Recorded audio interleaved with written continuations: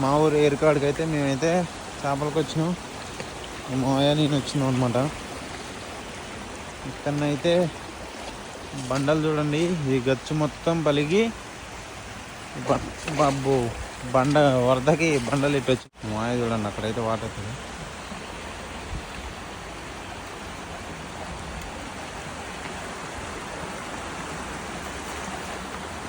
Water చేసిందా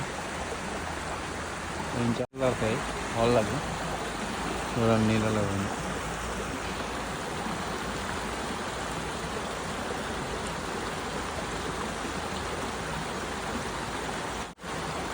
చేపలు అయితే అలా బాగానే వస్తాయి.